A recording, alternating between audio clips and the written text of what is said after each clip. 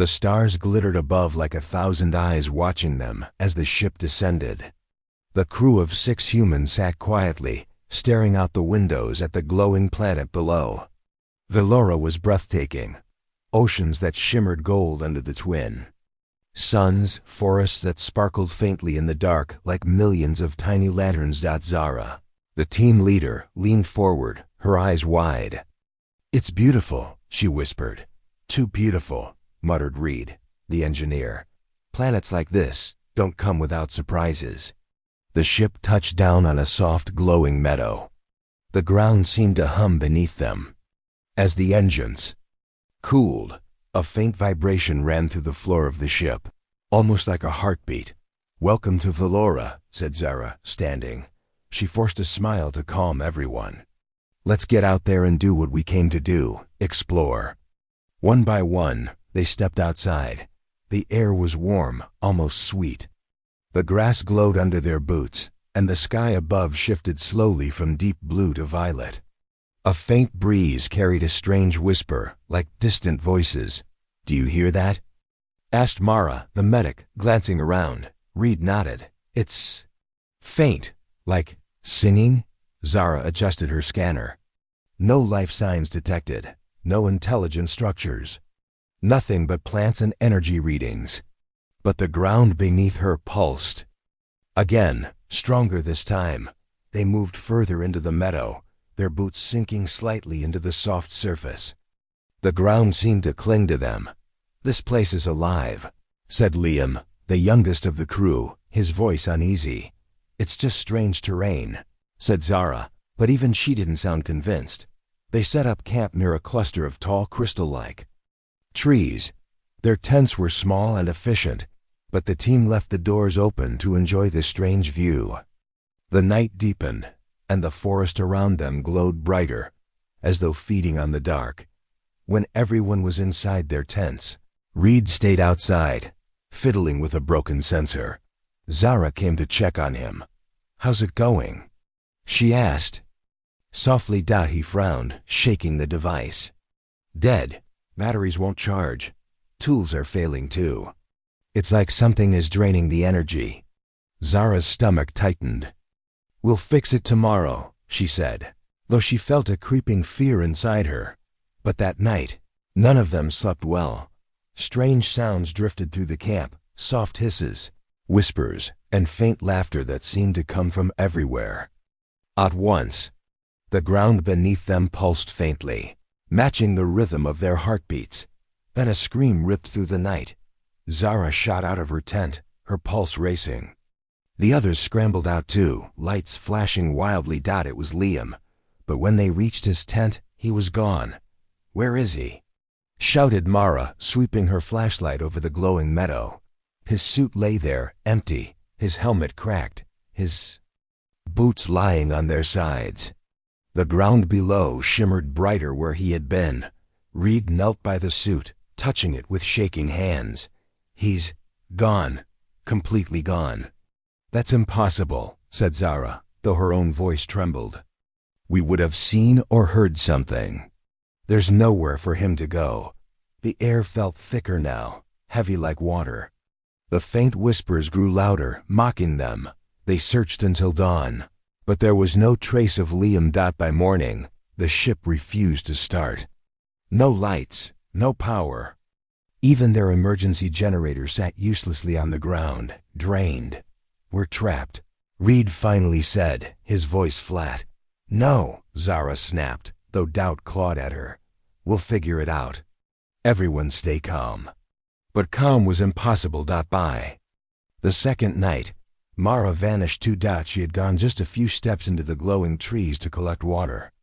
When she didn't return, they rushed after her, only to find her pack and boots lying in the grass, and another patch of ground glowing brighter. The planet seemed to pulse faster now, almost hungry. "We need to stop moving," whispered Reed. "What?" asked Zara. "Don't you see? It's feeding on us. Every step we take, every breath, it's draining us. The more we move, the stronger it gets." His words hung in the heavy air. They tried staying perfectly still for hours, barely breathing. The glow around them dimmed slightly, but the whispers never stopped. At dusk, Zara ventured a few feet toward the strange crystal trees. She noticed faint carvings on one of the trunks, alien symbols etched deep into the surface. She called the others. Reed squinted at the markings. "These are warnings," he said slowly. They say, do not resist. The planet owns you now." Zara's heart pounded in her chest. "No," she said, "I won't let it." But the ground beneath her pulsed stronger, almost as if it laughed at her defiance. That night, the planet spoke. They all heard it.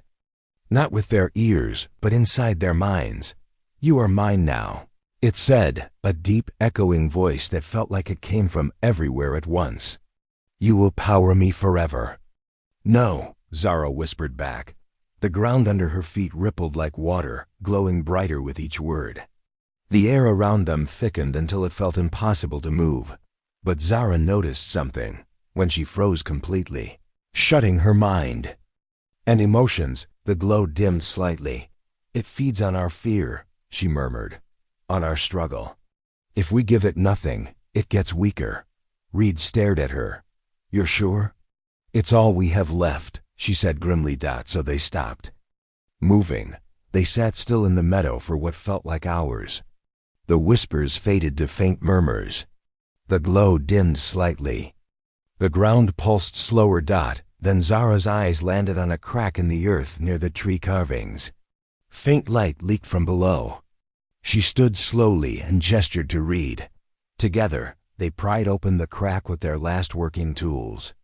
Below, they saw a massive glowing core, the heart of the planet, throbbing faintly. "This is it," said Zara. "The source." Reed hesitated. "If we destroy it, we might die too." "Or we'll die here anyway," she replied. They scrambled to gather the few remaining energy cells from their broken tools. Zara strapped them together into a makeshift explosive.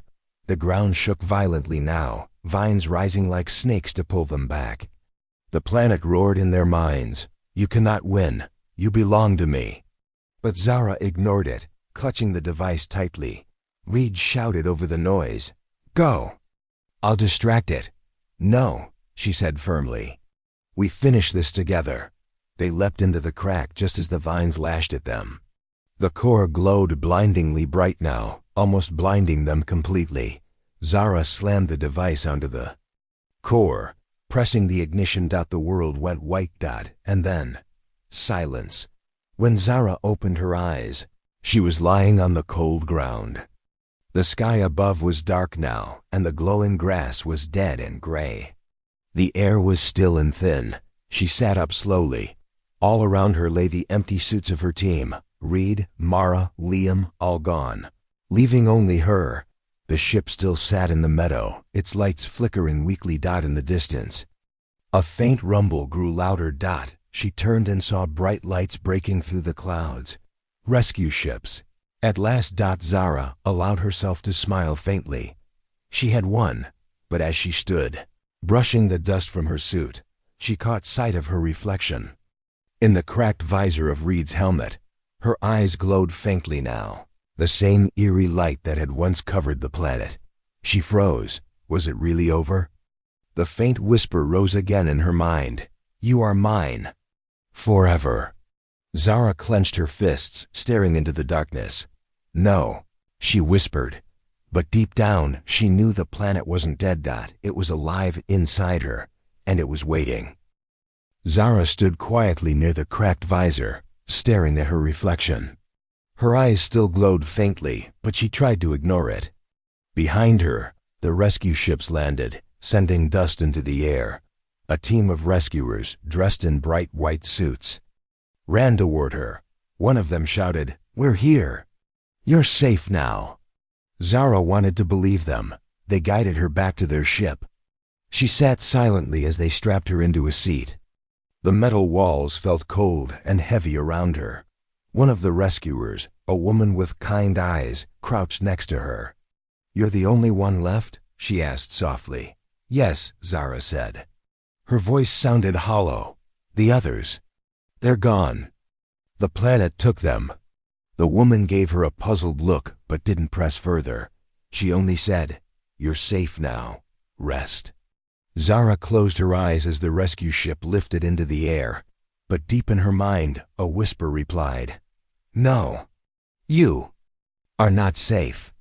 Hours later, they docked at a massive station orbiting a nearby moon. The station was bright and full of people. Zara blinked at the lights as they led her down a long corridor. They put her in a medical room where doctors examined her. They ran scans, checked her heartbeat, and asked questions she could barely answer. "Do you feel pain?" one of them asked. "No," she replied. "Do you hear anything unusual?" Zara hesitated, then shook her head. But inside, the whisper grew louder. "You belong to me now." After the examination, they left her alone in a small room with a soft bed and a glass wall. She stared at the floor, trying to think. She remembered Reed's face, Mara's scream, Liam's empty suit. She had escaped the planet. But had she really? A faint hum started in the walls. She thought it was just her imagination, but the lights above flickered slightly. She stood up and pressed her hands to the glass. On the other side of the glass, she saw a faint glow moving through the station walls, the same eerie light she had seen on Valora. Her breath caught in her throat. It was here. She backed away slowly. Then she heard a sharp knock at the door. It slid open, and the woman with kind eyes stepped inside again. "You need rest," the woman said softly. Zara stared at her. "It's here," she whispered. The woman frowned. "What do you mean?" Zara pointed to the glowing line in the wall. "It's not dead. It followed me. It's inside me." The woman glanced at the wall and shook her head. "There's nothing there. You've been through trauma. Rest, and it will pass." But as she left, Zara saw something. For just a second, the woman's eyes glowed faintly. Zara froze. It had already spread. That night, she couldn't sleep. The hum grew louder, and whispers filled her head. "You thought you could destroy me? You are mine. The station is mine. Run, little human." Suddenly, alarms blared outside. Red lights flashed through the corridor. People shouted. Zara ran to the glass wall and pounded on it. "What's happening?" she yelled. A man in a white suit ran past and shouted back, "Power failure. Something's draining the core." Zara's heart sank. It had begun. She watched through the glass as the glowing light spread through the station like veins, climbing the walls and crawling over the ceiling. Then the door to her room hissed open again. The kind-eyed woman stood there, but her face was blank now. Her eyes glowed brightly. Zara stepped back. "You." The woman smiled faintly. "We are Valora," she said. Her voice was no longer soft. It was deeper, colder. Zara's back hit the wall. "Stay away," she said. But the woman stepped closer. Zara grabbed the chair next to her bed and swung it at the woman, knocking her to the floor. Then she ran out into the corridor. The hallway was chaos. People screamed as the glowing veins wrapped around their feet and dragged them down. Doors opened and shut on their own. The air was thick and heavy, and the lights above flickered wildly. She ran toward the docking bay, hoping to find a ship, but everywhere she looked, the glow was spreading. On the floor, she saw a man trying to crawl away. The vines caught his ankle and pulled him back into the darkness. She forced herself to look away and keep running. The docking bay doors loomed ahead, but when she reached them, they slammed shut. "Open!" she shouted, slamming her fists against the panel. The whisper in her mind laughed softly. "There is no escape. You power me now. All of you do." Zara fell to her knees, her breath coming in sharp gasps. But then she noticed something in the corner of the bay, an old maintenance hatch. She scrambled toward it and pried it open, crawling inside just as the glowing vines reached for her. Inside, the air was cooler, quieter. She crawled through the dark tunnel for what felt like hours, ignoring the pain in her knees and hands. Finally, She emerged into another part of the station, the engineering section. Here, the glow was weaker. She spotted a group of engineers huddled near a console. They looked up in shock when they saw her. "What are you doing here?" one of them demanded. "It's the planet," she gasped. "It's inside the station. It's using us to power itself. We have to shut everything down." The engineers exchanged nervous glances. "That's impossible," one said. "No," Zara snapped. "I saw it on Velora. It's alive. And it's feeding on us right now." One engineer, an older man, finally spoke. "If what you're saying is true, then the only way to stop it is to cut the power to the entire station." "Kill the core," Zara nodded. "Then let's do it." The man hesitated. "If we shut down the core, the station won't survive." We're already dead if we don't," Zara interrupted. They all fell silent. Then the man sighed and stood. "All right, follow me." They made their way to the main power chamber. The room was huge, filled with humming machines and bright lights. But now the glow of Velora was crawling across the walls here too, wrapping around the machines like hungry vines. Zara swallowed hard. The man handed her a lever. "On your signal," he said grimly. She grabbed it tightly. Then the whisper returned, louder than ever. "You cannot stop me. You are mine." Her hands shook, but she pulled the lever down hard. The lights died instantly. The humming stopped. The room fell silent. For a moment, nothing happened. Then the glow dimmed. The vines shriveled. The whispers faded into silence. Zara collapsed to the floor, her chest heaving. The engineers looked around in shock. The station was dark, but alive. One of them finally spoke. "I think it's gone."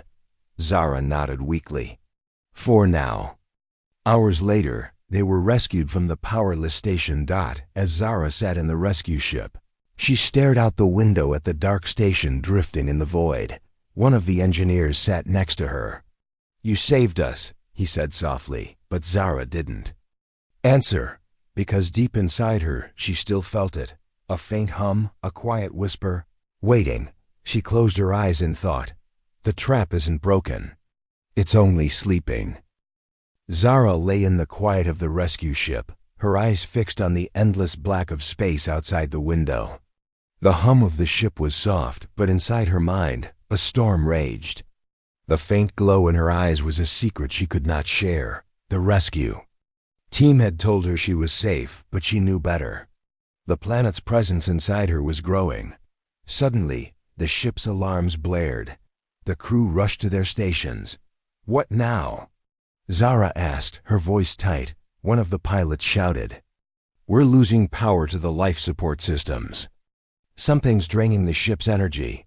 Zara's heart pounded. The planet, or whatever it was not done. She stood and moved toward the control room. The crew struggled to stabilize the ship, but the glowing energy spread like a dark cloud through the metal walls. "Is this some kind of virus?" asked a technician, fear in his voice. "No," Zara said grimly. "It's alive." The captain turned to her. "What do you mean?" She swallowed hard and explained what had happened on Velora.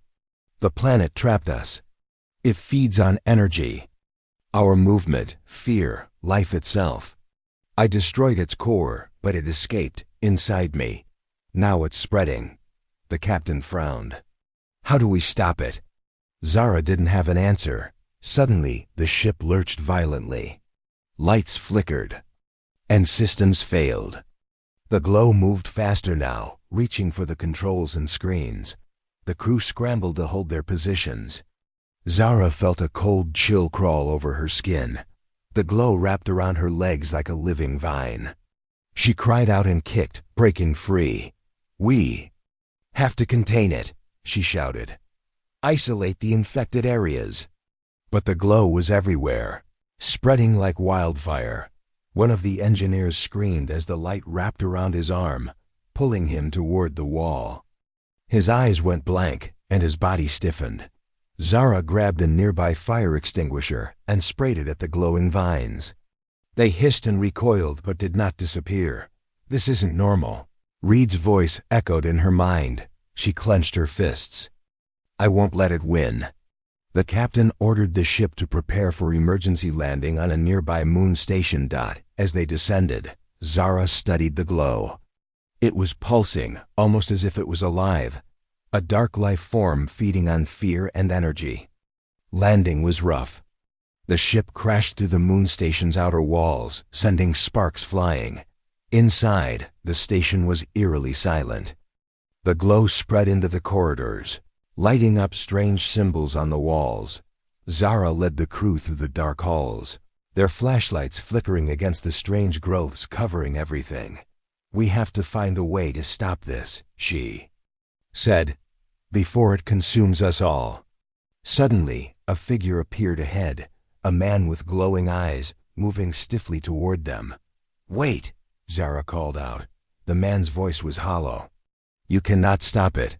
You belong to Valora now. The crew raised their weapons, but the man vanished into the darkness.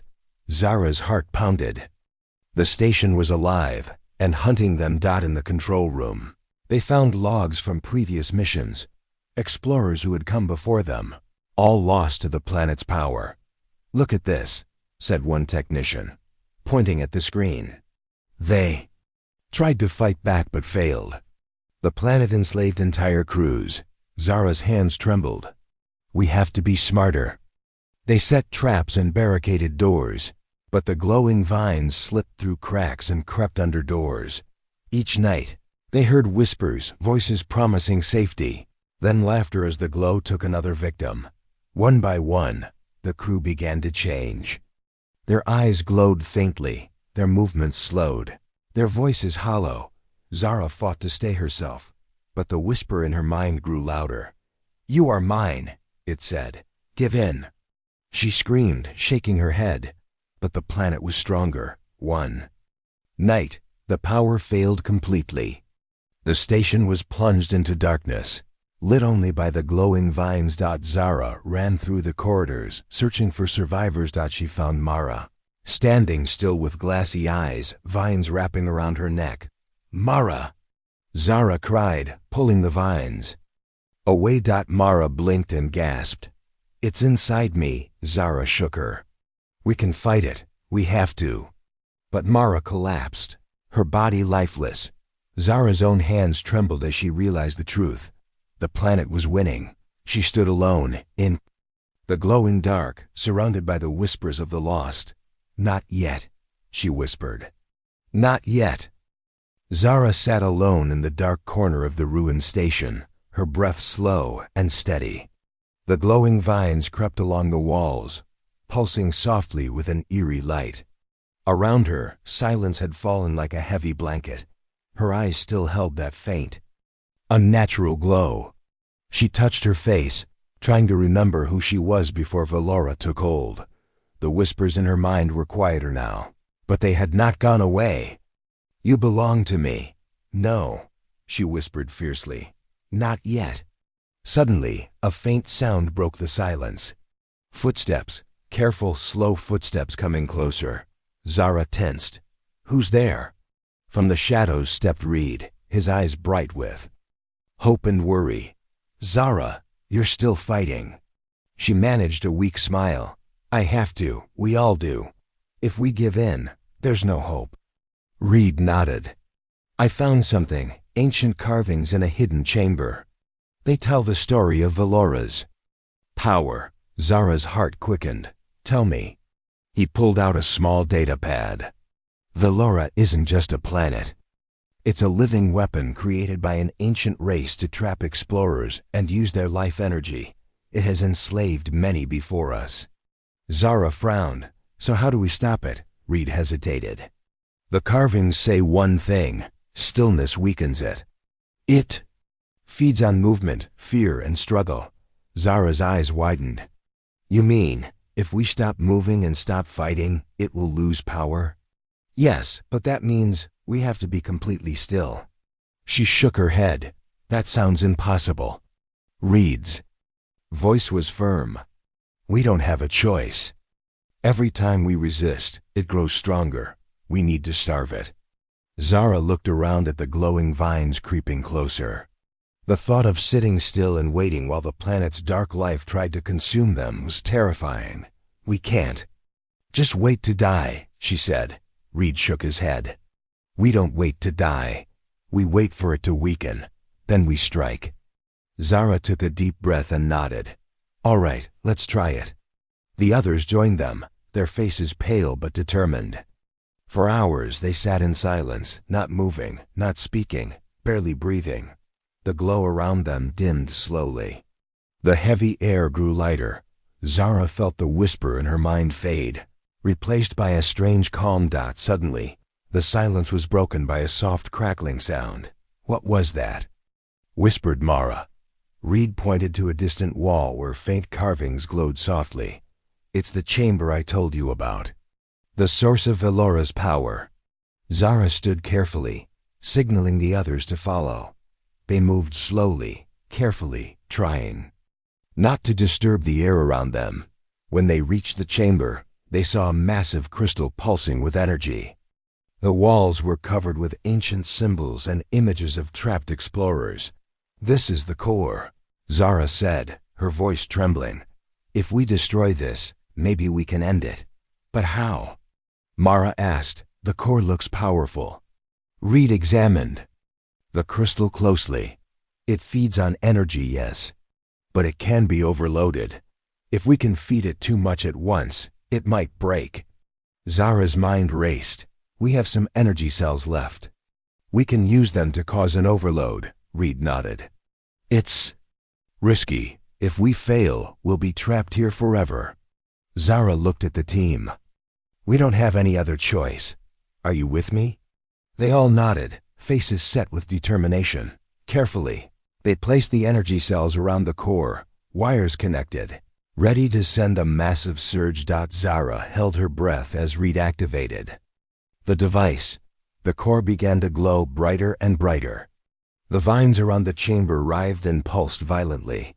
Suddenly, a deep roar echoed through the station. The walls shook as the energy surged into the crystal. The core cracked. Light exploded from the chamber, blinding and warm. For a moment, everything was still. Then, the glowing vines withered and shriveled, falling away like dead leaves. The whisper in Zara's mind faded completely. She collapsed to her knees, tears streaming down her face. We did it, she whispered. Reed helped her up. The planet is weak now, but not dead. We need to get out before it recovers. They hurried back through the dark halls. The station was silent, peaceful for the first time in days. As they reached the docking bay, Zara looked back once more. The glowing crystal core was gone. The planet had lost its power, but in the shadows, a faint light flickered. The darkness was not finished yet. The station was quiet.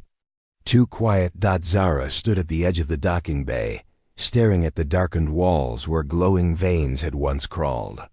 The faint smell of burnt metal still lingered in the air.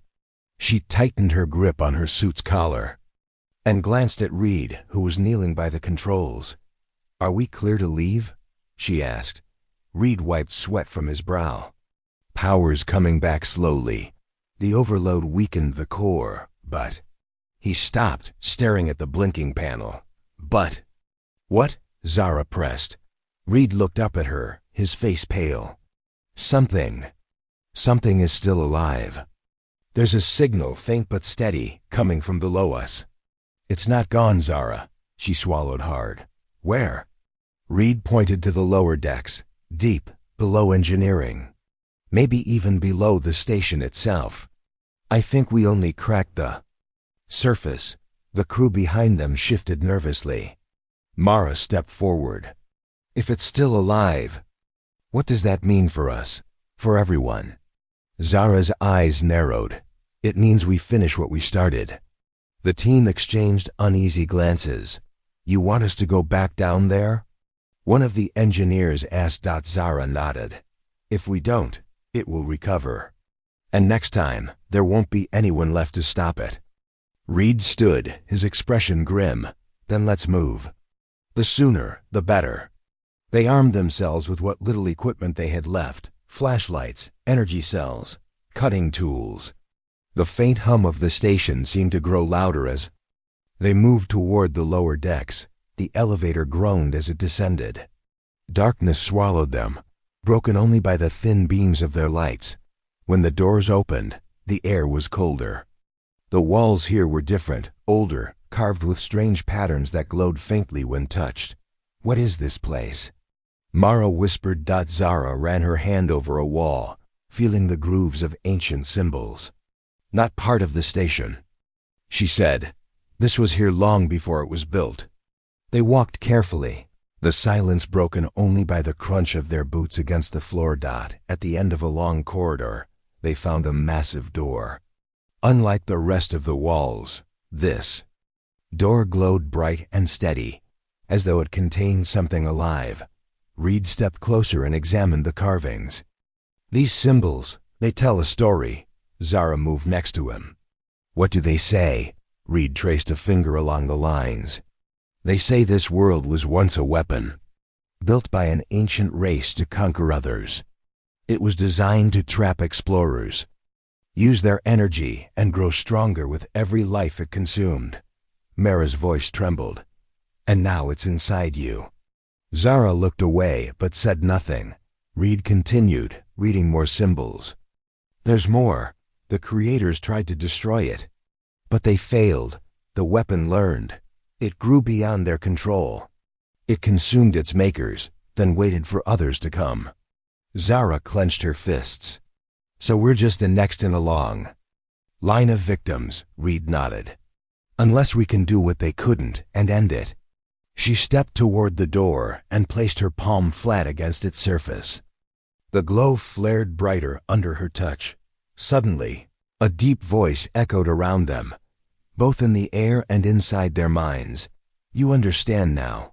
I was made to survive, to endure. You cannot destroy me. You are part of me." Zara flinched but didn't pull her hand away. Reed shouted, "Zara, step back!" But she stayed. "You've seen what I am," the voice continued. "You've felt my power. I have grown inside you, and now you carry me wherever you go." Her hand trembled as she whispered, "Then take me. Leave the others. End this." The glow pulsed violently, and the voice laughed. "How noble! But you are not enough. I want them all." Zara's jaw tightened. "Then you get nothing." She pulled her hand away and turned to Reed. "There has to be a way to kill it, to burn it all." Reed's eyes darted to the panels along the walls. "If we overload the entire station's core, not just the crystal we destroyed earlier, it might collapse the structure and whatever's beneath it." Mara gasped. "That would kill us too." Zara met her eyes. "Better us than the whole galaxy."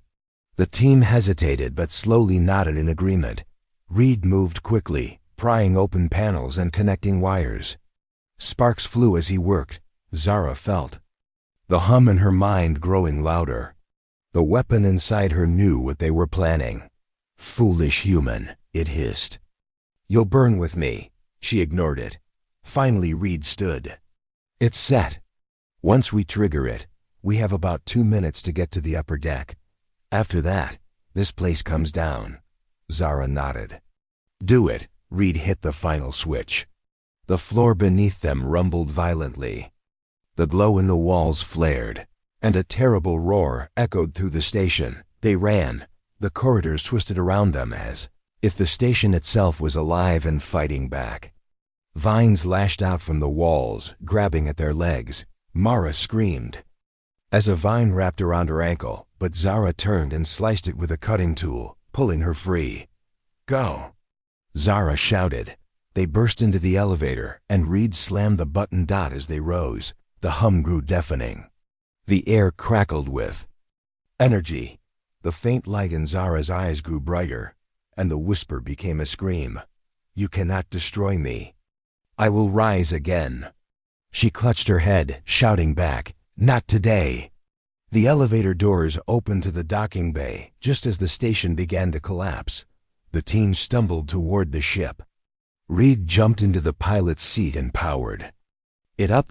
Zara stood at the doorway, looking back one last time. The station below was glowing bright as fire and cracking apart. Mara grabbed her arm. "Zara, we have to go." She nodded and stepped inside. The ship lifted off, speeding away just as the station exploded in a brilliant flash of light. The crew sat in silence, watching the destruction below. The darkness of space swallowed the remains of the station. Reed finally spoke, his voice quiet. "It's over." But Zara wasn't so sure. She stared at her reflection in the window, seeing the faint glow still in her eyes. The whisper was softer now, but still there. "You can't kill me. I am part of you now." Zara closed her eyes and whispered back, "Then I'll carry you to the grave if I have to." And for the first time since Valora, she smiled. The galaxy would not fall, not while she still fought.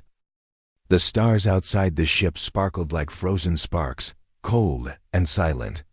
Zara stood at the observation window, staring at the distant remains of the station they had destroyed. From here, it was just a cloud of debris drifting through space. But she knew better. It wasn't gone. Not completely. Behind her, Reed adjusted the ship's controls. "We're almost at the nearest Alliance outpost," he said. "They'll help us. Maybe they can remove it from you." Zara didn't turn around. She could still hear the faint whisper in her mind. "You think you've won? You only woke me up. You only made me angry." She closed her eyes and spoke softly. "It's still here."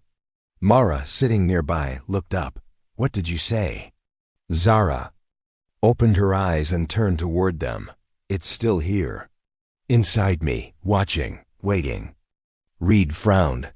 "But the station, it was destroyed." Zara shook her head. "That was just one of its roots. It's bigger than that. It's everywhere. I can feel it." The room fell silent. Mara whispered, "Then what do we do?" "Just wait." "For it to take you?" Zara clenched her fists. "No, we take the fight to it." Reed raised his eyebrows. "How? Where?" Zara stepped closer to the control panel and tapped a button, bringing up the star charts. She pointed to a dim star at the edge of the map. "There, that's where it comes from. That's where it's hiding." Reed stared at the screen. "That system is uncharted. No one's ever gone there. That's why it's strong." Zara replied, "No one dared to look. But if we don't strike now, it'll spread to every colony, every planet." The crew exchanged nervous glances. Mara finally spoke up. "If we go there, we might not come back." Zara's jaw tightened.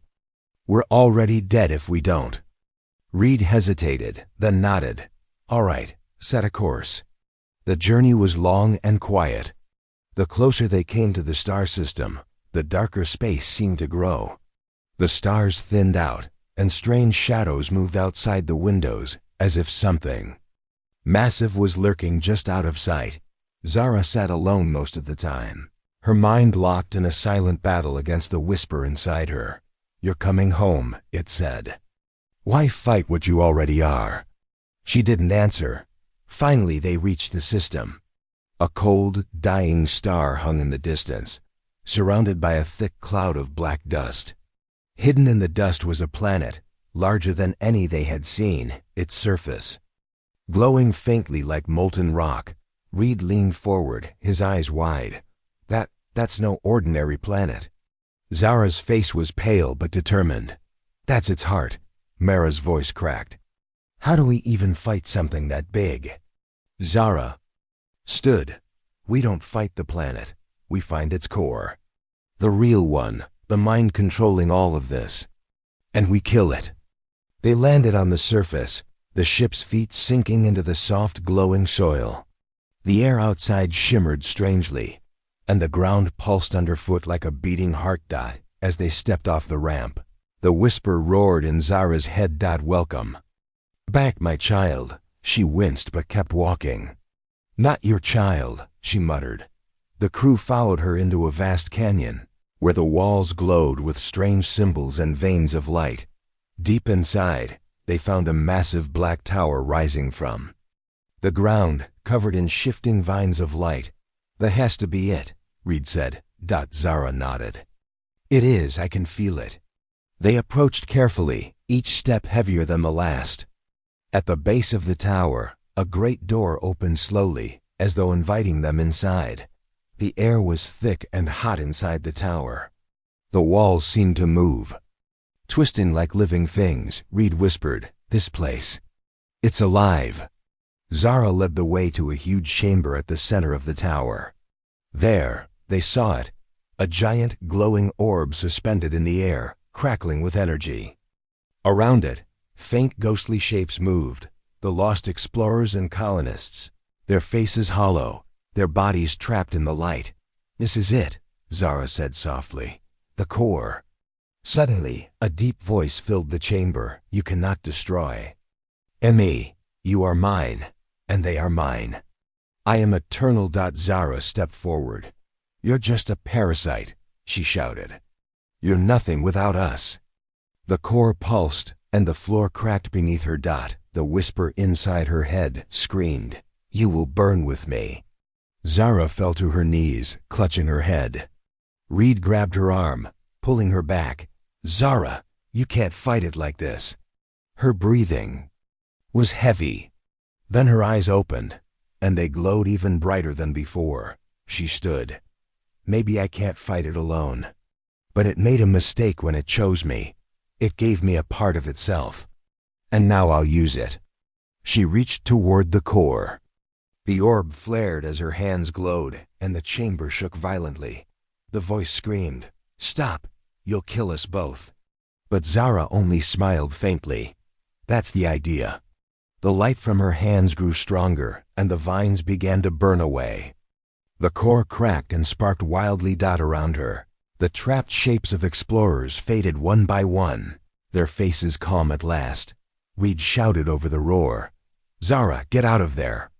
But she stood firm. "Go, now!" Mara and Reed hesitated, then ran for the exit. Zara pressed both hands to the orb. Her voice was steady now. "You should have picked someone weaker." With one final burst of light, the core shattered. The tower groaned and split apart. The ground outside buckled, and great cracks opened across the planet. Reed and Mara scrambled back to the ship, the ground collapsing behind them. From the doorway, Reed looked back one last time.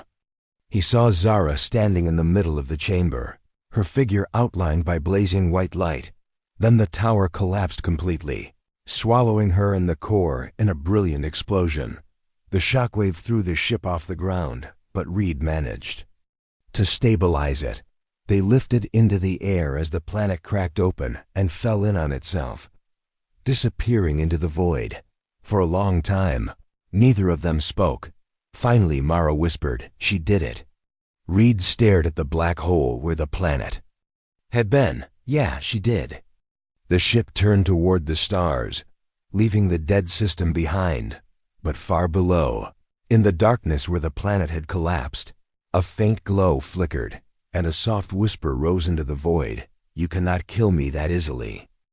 The stars above the wreckage were still and cold. Reed stood at the helm of the ship, staring at the dark void where the enemy's planet had crumbled. For hours, neither he nor Mara had spoken much.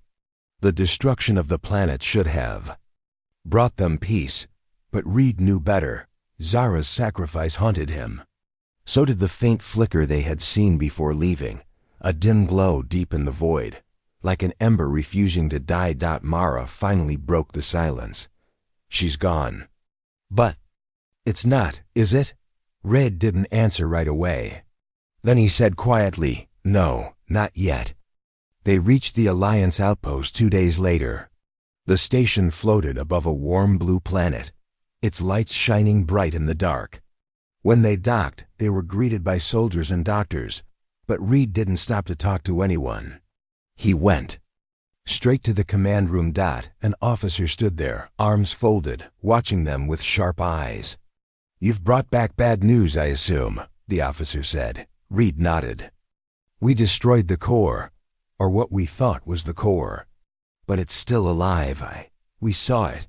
The officer's eyes narrowed. Then we need to finish the job. Mara stepped forward. How? You didn't see what we saw. It's bigger than anything you can imagine. And it hides. You destroy one part, and it moves to another. The officer tapped the table, thinking. You're saying it's everywhere? Reed shook his head. No, it's one thing, but it spreads. It hides inside people, inside places we can't see. It's intelligent, and it learns. The officer was quiet for a moment, then said, Then we'll smoke it out. We'll burn every trace of it until nothing is left. Reed thought of Zara's glowing eyes. He clenched his fists. I don't know if that's enough. That night, Reed couldn't sleep. The whisper had started again, faint, almost gentle. Think you've escaped me? You can't. I'm already here. Reed sat up, his chest tight.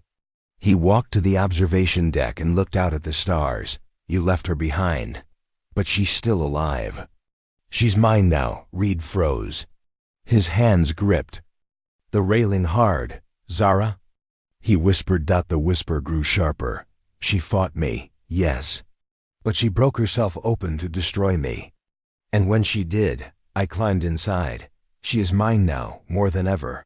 No, Reed muttered. You're lying. Come and see for yourself.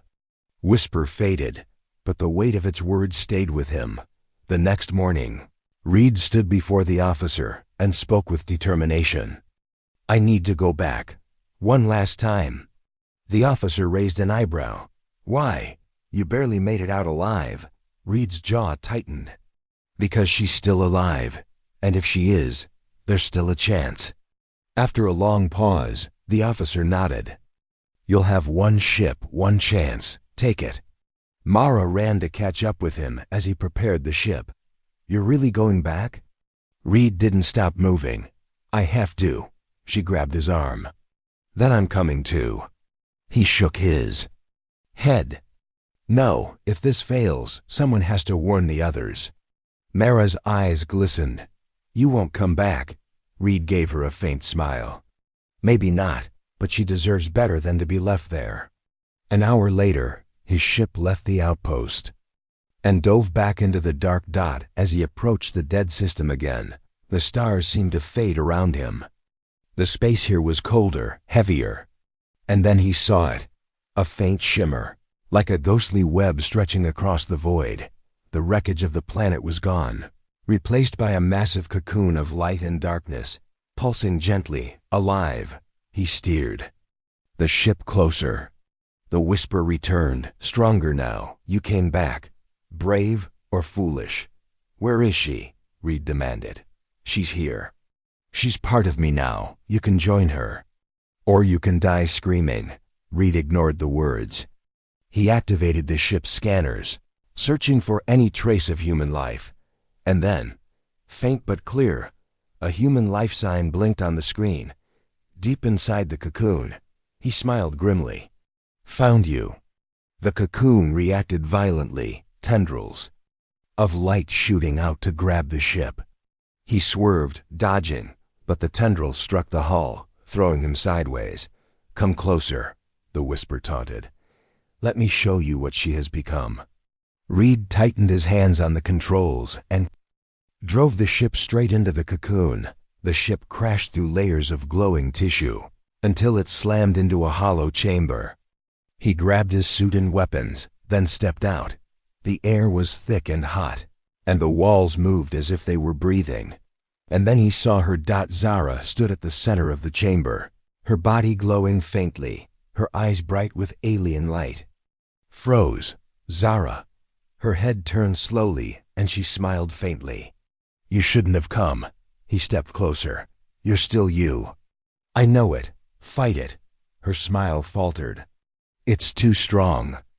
I can't hold it back much longer. Yes, you can, he said firmly. You already beat it once. You can do it again. I came to help you finish this. Her hands trembled. It won't let me go. If I try to fight it now, we'll both die. Reed stepped closer and took her hands. Then we die together. For a moment, she just stared at him. Then she whispered, There's only one way. The core is here. the true core, but it's inside me now. If you destroy me, you destroy it too. Reed's breath caught. No. There has to be another way. Her smile was sad but calm. There isn't. He shook his head, tears in his eyes. I won't kill you. Her voice grew stronger. You have to. The whisper screamed, louder now, filling the chamber. Kill him. Take him. He's mine too. Zara's hands began to glow brighter as the whisper tried to control her body. She gasped, fighting to stay herself. Do it now, Reed. But he just held her hands tighter. If you're going down, I'm going with you. She stared at him, shocked, then her expression softened. Then let's finish this together. She closed her eyes, and he held her tight as the light grew so bright it burned.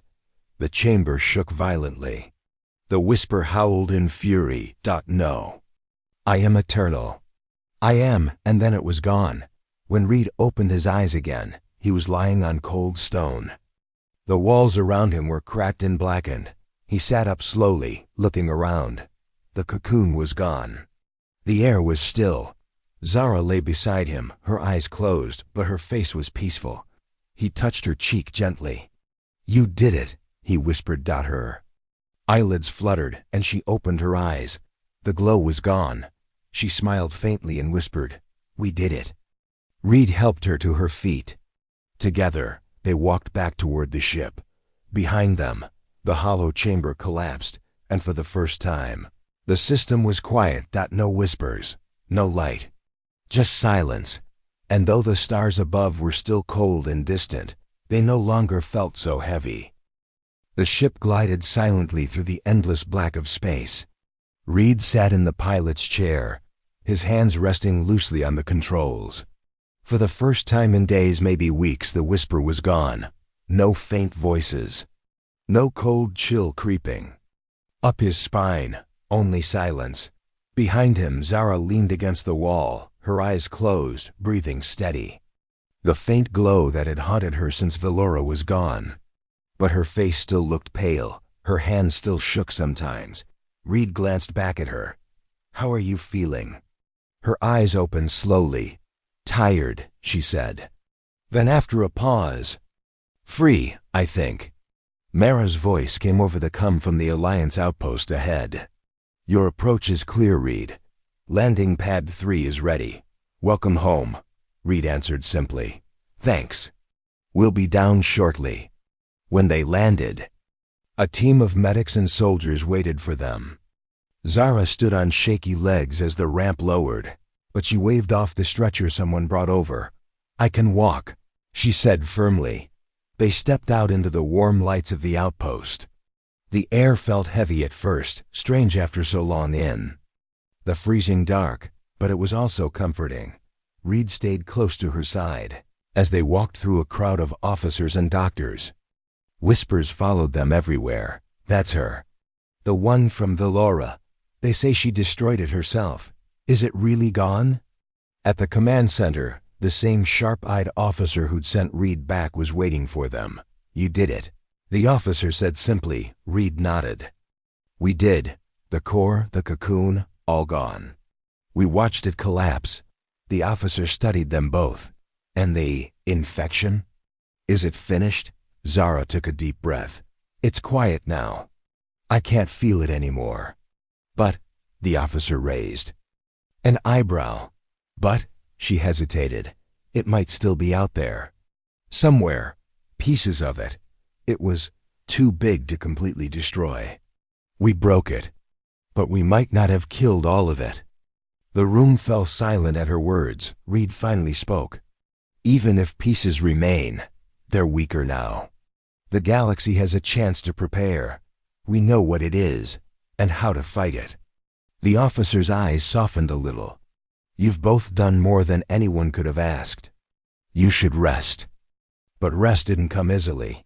That night, Reed stood outside the medical wing, staring at the stars. The quiet no longer felt peaceful. It felt heavy, like a warning. Zara found him there. She stood beside him without saying anything for a while. Then she spoke softly. You hear it too, don't you? He didn't look at her. No whispers, but the silence feels wrong. She nodded. It's like it's waiting, watching. Reed finally turned to her. Do you really think it's still out there? Her face was calm, but her eyes were sad. I know it is. Somewhere it's putting itself back together, and when it does... Her voice trailed off. He finished for her. We'll be ready. The following days were filled with questions, tests, debriefings. Scientists examined them both, scanning every cell of their bodies for signs of contamination. You're clean, the doctors told Zara at last. Whatever was inside you is gone, burned out. She didn't look convinced, but she nodded politely. Later, as they walked through the hangar together, Reed caught her glancing at her hands, still expecting them to glow. You're free. He reminded her. I hope so. She replied softly, but not everyone believed the danger had passed. One night, while Reed was asleep, alarms blared through the outpost. He jumped to his feet and grabbed his communicator. Reed here. What's happening? A voice answered urgently. Unknown energy spike detected. Eastern sector. We think. The voice cut off in static. Reed didn't wait for orders. He ran to the hangar. Zara was already there, fully dressed, her eyes sharp. I felt it, she said before he could speak. It's starting again. They boarded a small scout ship and flew toward the eastern sector. What they found was worse than Reed had imagined. In the shadows of a rocky canyon, faint veins of light crawled along the ground. Just like on Valora, Mara's voice came through. The radio. We're reading strange energy patterns down there.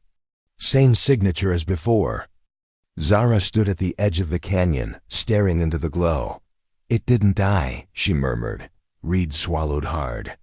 Then we finish it, again. But this time, the ground beneath them shivered before they even moved. A deep hum rose through the rocks. From the canyon walls, dark tendrils lashed out, faster, stronger than before. Zara dodged one and shouted, It's learning. It remembers us. Reed fired his blaster at the tendrils, but they healed almost instantly. It's too strong, he muttered. No, Zara said firmly. It's angry. That means it's scared. She closed her eyes and stepped forward. Reed reached for her arm. What are you doing? She opened her eyes, and they glowed faintly again. I can feel it, she said calmly.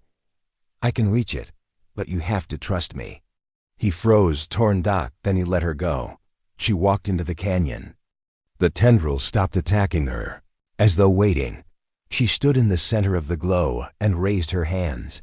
The light flared around her, and the hum grew louder, a roar of rage and pain. Reed called out, Zara. But she didn't turn around. Instead, she shouted into the darkness, You're afraid of me. You should be. You made me, but you can't control me anymore. The glow swirled wildly, wrapping around her, but not entering her body. She stood firm. You're finished, she whispered. And then she slammed her hands down onto the ground. A shockwave of white light shot through the canyon. The tendrils writhed violently and then crumbled into ash. The glow faded. The hum stopped. When the dust settled, Zara was kneeling in the center of the canyon, breathing hard but alive. Reed ran to her and helped her to her feet. It's done, she said. Softly. He studied her eyes, calm and dark again. You sure? He asked. She gave him a faint smile. Not really, but for now. It's quiet. They stood there a while, watching the last of the faint light fade into the rocks. Reed finally said, If it comes back. Zara nodded. We'll be here. When they returned to the outpost, the stars above them seemed brighter somehow. The whispers were gone, and though the galaxy still felt fragile, it also felt alive. Zara looked up at the sky one last time before heading inside. She whispered to herself, almost like a promise, You'll never win. Not while we're still here. And then she walked away, leaving only silence and stars behind.